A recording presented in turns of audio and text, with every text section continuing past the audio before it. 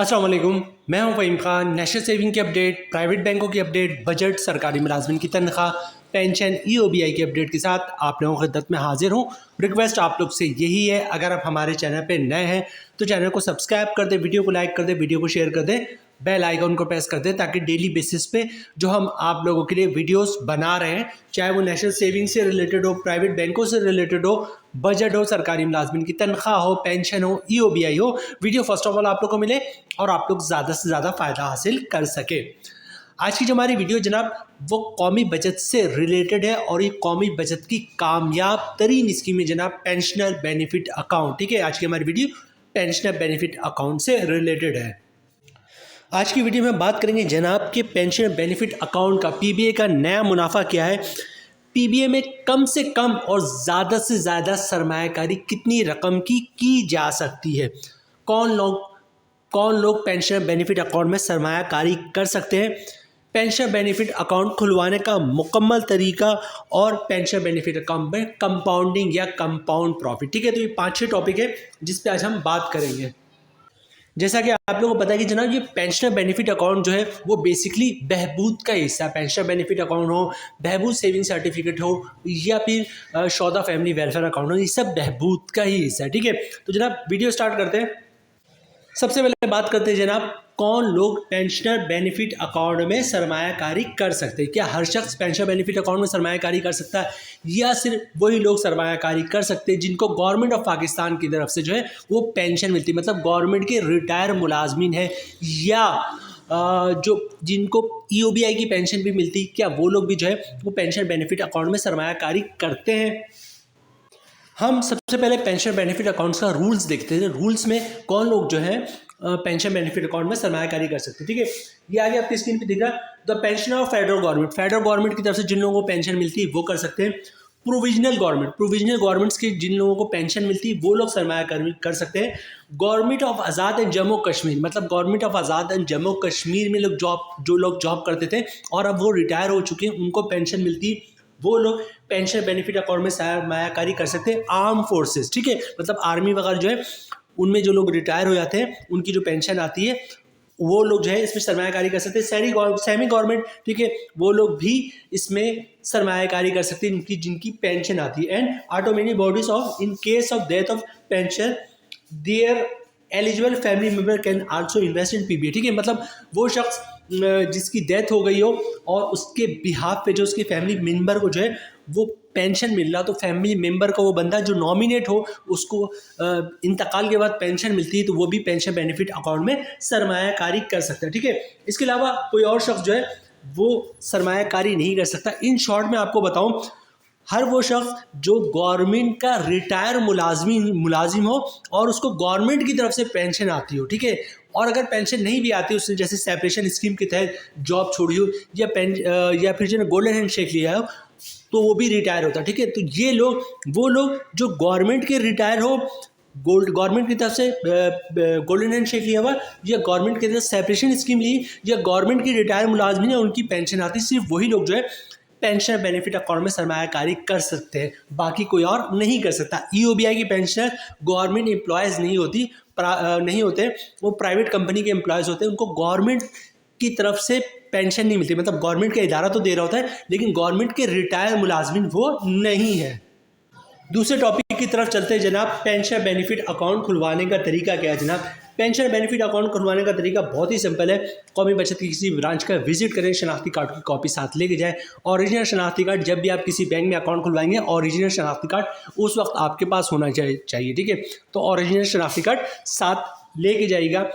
एक सिंपल सा account opening form होता है, सिर्फ एक पेज का, वो भी फ्रंट पेज पे आपको लिखना होता है, पीछे बैक पेज पे कुछ भी नहीं लिखना होता। ठीक है, तो पेंशन वो एक सिंगल पेज का अकाउंट ओपनिंग फॉर्म होता है। सबसे टॉप पे आप पेन से लिख दिया पेंशन बेनिफिट अकाउंट या PBA अकाउंट, ठीक है, ताकि पता चले आप जो फॉर्म जमा करवा रहे हैं वो PBA के लिए कर रहे हैं। ठीक है, फॉर्म में भरना क्या होता है, कुछ भी नहीं जनाब, सिंपल 1-2 जगह आपको अपना नाम लिखना होगा, शनाख्ती कार्ड लिखना होगा, अपना एड्रेस लिखना होगा और नॉमिनी का नाम और CNIC नंबर लिखना पड़ेगा। 2-3 जगह पे फॉर्म पे साइन करना है, एक ही पेज पे ये सारे काम करने हैं। ये करके जो है आप कैश काउंटर पे जमा करवा दें। ठीक है, अच्छा, डॉक्यूमेंट्स क्या देने होंगे आपको पेंशन बेनिफिट अकाउंट खुलवाने के लिए? एक तो शनाख्ती कार्ड की कॉपी दे देंगे हम, ओरिजिनल शनाख्ती कार्ड दे देंगे।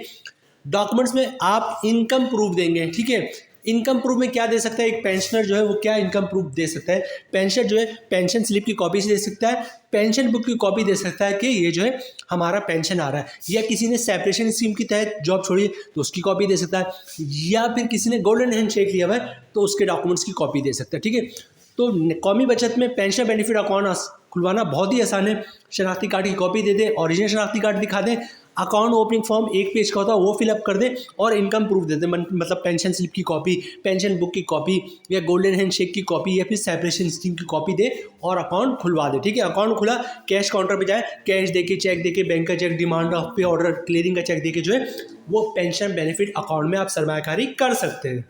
नेक्स्ट टॉपिक है जनाब कि पेंशनर बेनिफिट अकाउंट में कम से कम सरमायाकारी कितनी अमाउंट से की जा सकती है और ज़्यादा से ज़्यादा कितने अमाउंट की सरमायाकारी कर सकते हैं। ठीक है, तो पेंशन बेनिफिट अकाउंट रूल्स के मुताबिक जनाब हम आ जाते हैं इन्वेस्टमेंट लिमिट। कम से कम जो है वो 10,000 की इन्वेस्टमेंट आप कर सकते हैं। 10,000 रुपये आप लेके जाएंगे, आपका अकाउंट अगर खुला हुआ है या अकाउंट खुलवाने 10,000 रुपये आप लेके जाएंगे कि जनाब मुझे जो है पेंशन बेनिफिट अकाउंट में सरमायाकारी करना है तो आप कर सकते हैं। वैसे भी ये अकाउंट है, ठीक है, 20,000 लेके जाएंगे तब भी कर सकते हैं। तो कम से कम जो है वो 10,000 से आपकी सरमायाकारी स्टार्ट होगी, और ज़्यादा से ज़्यादा सरमायाकारी कितनी है, वो 75 लाख रुपए की आप पेंशन बेनिफिट अकाउंट में सरमायाकारी कर सकते हैं। 75 लाख से ज़्यादा सरमायाकारी आप नहीं कर सकते।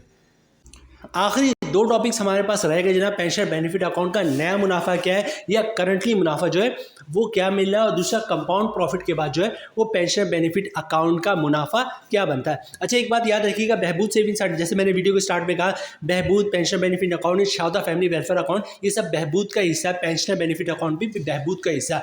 तो पेंशन बेनिफिट अकाउंट में भी बहबूद की तरह न इनकम टैक्स कटता है, ना ही विथ होल्डिंग टैक्स कटता है, और ना ही ज़कात कटता है। ठीक है, जो आपका ग्रॉस प्रॉफिट होता है वही आपका नेट प्रॉफिट होता है। ठीक है, तो अभी हम चलते हैं जनाब, जो पुराने इन्वेस्टर हैं तो उनको तो आइडिया होगा जनाब के पेंशन बेनिफिट अकाउंट का मुनाफा भी क्या चल रहा है। जो नए हैं उनके लिए एक नई चीज़ होगी, और कंपाउंड प्रॉफिट जो है वो पुराने इन्वेस्टर हो या फिर नए इन्वेस्टर हो, दोनों के लिए एक नई चीज़ होगी। ठीक है, तो सबसे पहले हम चलते हैं जनाब, नॉर्मल मुनाफा क्या है, उसका रेट कितना है, कंपाउंड प्रॉफिट क्या है, उसका रेट कितना है, और 1 लाख, 5 लाख, 10 लाख, 50 लाख, 75 लाख की सरमायाकारी पे नॉर्मल मुनाफा क्या मिलेगा और कंपाउंड प्रॉफिट क्या मिलेगा।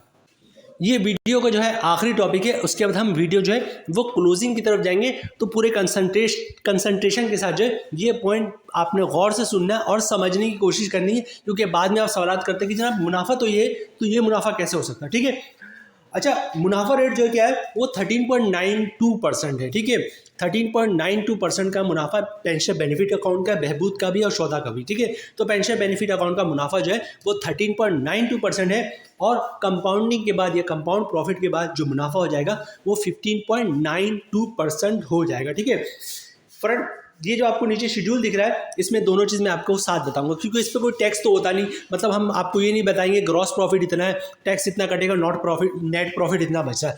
जो ग्रॉस प्रॉफिट है वही इसका नेट प्रॉफिट है। तो मैं 2 चीज़ें आपको बताऊंगा कि अगर आपने 1 लाख की सरमायाकारी की भी है तो मुनाफा कितना मिलेगा आपको, और अगर कंपाउंडिंग की तरफ जाते हैं तो मुनाफा कितना मिलेगा। ठीक है, अच्छा, 5 सेकंड 10 सेकंड में आपसे ये लूँगा कि जनाब कंपाउंड प्रॉफिट क्या होता है। कंपाउंड प्रॉफिट की कंडीशन ये है कि 1 साल तक जो भी प्रॉफिट आएगा आपको अकाउंट में, आपको जो भी प्रॉफिट मिलेगा आपने उसको यूज़ नहीं करना, उसको दोबारा री इन्वेस्ट कर देना। अगर अकाउंट है तो अकाउंट में जमा करवा देना, और अकाउंट में ही आ रहा तो अच्छी बात है। और अगर आपने TDR बुक करवाया हुआ है, फिक्स डिपॉजिट है, तो जैसी मुनाफा आएगा उस मुनाफे का दोबारा आपने उसी दिन जाके TDR बुक करवा लेना। ठीक है, होता क्या जनाब, फॉर एग्जाम्पल सपोज करते हैं कि मैंने 1 करोड़ की सरमायाकारी की पेंशन बेनिफिट अकाउंट में। पेंशन बेनिफिट अकाउंट में 75 लाख रुपए की लिमिट है, लेकिन फर्ज कर लेते हैं 1 करोड़ की सरमायाकारी की मैंने पेंशन बेनिफिट अकाउंट में, या कोई भी बहबूद सेविंग सर्टिफिकेट में 1 करोड़ की सरमायाकारी की। ठीक है, फ़र्ज़ करते हैं कि 1 महीने के बाद जो है मुनाफा आता है मेरा, फ़र्ज़ करते हैं 2 लाख रुपए का मुनाफा है। अब मैंने कुछ भी नहीं करना है जनाब, वो 2 लाख रुपए को भी दोबारा बहबूद में री इन्वेस्ट कर देना है। अगले महीने क्या होगा जनाब, फिर 2 लाख का मुनाफा आएगा, उसको भी री इन्वेस्ट कर दें, और पहले महीने जो मैंने 2 लाख रुपए का जो मुनाफा आया था उसको री इन्वेस्ट कर दिया था, उस मुनाफे पे मुनाफा आएगा। ठीक है, इस महीने का मुनाफा भी बहबूद मैंने री इन्वेस्ट कर दिया। अगले महीने क्या होगा जनाब, फिर 2 लाख का मुनाफा आएगा, और पिछले 2 महीने से 4 लाख रुपए जो मुनाफा आया था, जिसको मैंने दोबारा बहबूद सर्टिफिकेट ले लिया था, उस पर भी मुनाफा आएगा। ठीक है, और पहले महीने जो 2 लाख पे मुनाफा आया था उस पर भी मुनाफा आएगा, मतलब मुनाफे पे भी मुनाफा आएगा। तो ये जो इस महीने जो मुनाफा है उसको भी अकाउंट में रहने दे। तीसरे महीने चले जाए ना, तीसरे महीने चौथे महीने भी क्या होगा, फिर मुनाफा आएगा और पिछले 2-3 महीने का जो मुनाफा था उस पर मुनाफा आएगा, और पहले दूसरे महीने का जो मुनाफा आया था कम अमाउंट का होगा लेकिन मुनाफे पे भी मुनाफा आएगा। तो हर महीने मुनाफा, उस पर मुनाफा, मुनाफे पे मुनाफा, फिर मुनाफा। तो 1 साल तक जो भी मुनाफे की अमाउंट आएगी आप उसको दोबारा बार बार री इन्वेस्ट करते जाएंगे तो मुनाफे रेट में जो है वो तकरीबन 1-1.5-2% तक का इजाफा हो जाता है। यहाँ पे पूरे 2% का इजाफा हो रहा है क्योंकि इस पर कोई टैक्स नहीं कट रहा, ठीक है। तो उसको कंपाउंड प्रॉफिट कहते हैं। कंपाउंडिंग के लिए कंडीशन है कि 1 साल तक जो भी प्रॉफिट आएगा आपने उसको यूज़ नहीं करना, दोबारा उसी स्कीम में इन्वेस्ट कर देना है, तब प्रॉफिट रेट में तकरीबन 2% तक का इजाफा हो जाता है। इसको कंपाउंड प्रॉफिट कहते हैं, कंपाउंडिंग भी कहते हैं, कंपाउंड प्रॉफिट भी कहते हैं, ठीक है। अब मैं आपको दोनों कैलकुलेशन बनाता हूँ। नॉर्मल मुनाफा क्या बनेगा, कंपाउंड प्रॉफिट के बाद मुनाफा क्या बनेगा, ठीक है। 1 लाख की सरमायाकारी पे हर महीने जो मुनाफा मिल रहा है पेंशन बेनिफिट अकाउंट को 1160 रुपये मिल रहा है, ठीक है। कंपाउंडिंग के बाद मुनाफा 1160 की बजाय 1327 रुपये का हो जाएगा। 5 लाख की सरमायाकारी पे पेंशन बेनिफिट अकाउंट में मुनाफा मिल रहा है हर महीने 5800 का, कंपाउंडिंग के बाद हो जाएगा 6635 रुपये का। 10 लाख की सरमायाकारी पे हर महीने पेंशन बेनिफिट अकाउंट का मुनाफा मिल रहा है 11,600 रुपये का, कंपाउंडिंग के बाद हो जाएगा 13,270 रुपये का। 25 लाख की सरमायाकारी पे हर महीने मुनाफा मिल रहा है 29,000 रुपये का, ठीक है। पेंशन बेनिफिट अकाउंट में हर महीने 29,000 का मुनाफा मिल रहा है 25 लाख की सरमायाकारी पे। कंपाउंडिंग के बाद हो जाएगा 33,175 रुपये का। 50 लाख की सरमायाकारी पे हर महीने मुनाफा मिल रहा है 58,000 रुपये का, कंपाउंडिंग के बाद हो जाएगा 66,350 रुपये का। और 75 लाख की सरमायाकारी पे हर महीने मुनाफा मिल रहा है 87,000 रुपये का, कंपाउंडिंग के बाद हो जाएगा 99,525 रुपये का, ठीक है। तकरीबन 1 लाख रुपए का जो है वो मुनाफा हो रहा है। 99,525 को अगर आप राउंड अप करेंगे तो उसको आप 1 लाख रुपए कह सकते हैं। मतलब ये कि जनाब 1 लाख रुपए तक का मुनाफा आप हासिल कर सकते हैं, ठीक है। और जो मैंने आपको लिमिट बताई थी, कम से कम लिमिट कितनी, 10,000 रुपये। मतलब मुनाफा अगर 10,000 रुपये आता है तो आप दोबारा 10,000 रुपये री इन्वेस्ट कर सकते हैं। हर महीने 10,000 का भी मुनाफा आ रहा है तो 10,000 के मुनाफे को भी जो है आप इन्वेस्ट कर सकते हैं पेंशन बेनिफिट अकाउंट में, ठीक है। तो 10,000 रुपये से आप सरमायाकारी भी इसमें स्टार्ट कर सकते हैं। तो जनाब ये थी आज की हमारी वीडियो पेंशन बेनिफिट अकाउंट से रिलेटेड। 10,000 से सरमायाकारी स्टार्ट करें जनाब, कंपाउंडिंग करें, सारी डिटेल्स हमने आपके साथ शेयर कर ली और 1 लाख रुपए तक का आप मुनाफा हासिल कर सकते हैं 75 लाख की सरमायाकारी पे। उम्मीद है वीडियो आप लोगों को पसंद आई होगी। मिलते हैं नेक्स्ट वीडियो में इंशाल्लाह, तब तक के लिए अल्लाह हाफिज़।